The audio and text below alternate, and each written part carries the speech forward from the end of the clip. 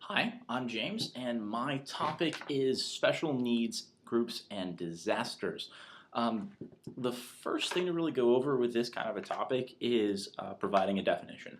And the cool part about this one, and also kind of terrifying for people with disasters, is there's no one definition of a special needs group and how to treat them in disasters. In fact, there's a really neat study from Kansas City University or University of Kansas, one of the universities within the state of Kansas, and it's called Disaster Services and Special Needs, term of art or meaningless term.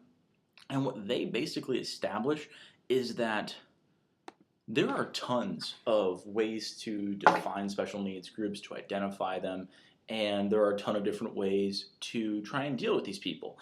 What they really try and do, though, is break them down into two main categories: your physically disabled individuals, and then those who have non physical ailments. So, your chronic diseases, people with mental issues, and different, more ethereal kind of things. So what they say is, there is another two ways to approach these groups and disasters. The one guaranteed 100% going to work situation is get them out of there, right? And that works with everybody. Though the second one is the way to deal with them that is individualized, right? We have to go and try and get the elderly out of homes as quickly as possible. We have to create medical facilities that provide a certain quality of care consistently that people with mental disabilities need.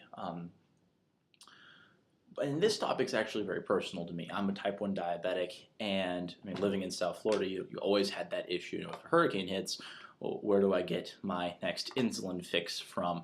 And that's a really concerning question and something that appeals to a large group of people.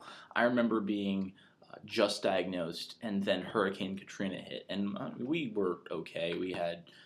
I was just diagnosed, so my family had enough insulin to take on the apocalypse, the sugar apocalypse. So what was more concerning was when it hit New Orleans, and I saw those pictures of people on rooftops, and they said, "Diabetic, need insulin." And I wondered how many people is that applied to. My grandfather, he needed heart medication, otherwise his heart would stop working, and that was another chronic disease that counts under most of these special needs groups. So something that we need to keep in mind, and that a lot of these studies that I've read on this topic talk about, is trying to immediately establish who is where, what they need, and how to get those supplies to them as quickly as possible. Hurricane Katrina is a really good example of a fantastic misuse of time and resources in trying to reestablish that quality of care. And now that I've noticed that I've gone over by a good 30 seconds, I'll try and wrap this up by saying, the one thing that I've seen consistently is that this is a group that people don't ignore.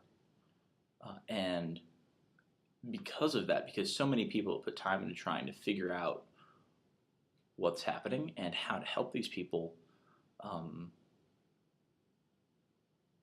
they get help. It's just the interesting part is to see how they get it, where they get it from, and how much time it took for government to try and reestablish that, or private organizations, which is also a really interesting thing to look at. But now that I'm at 4 minutes and 20 seconds, I'll stop. All right, thank you.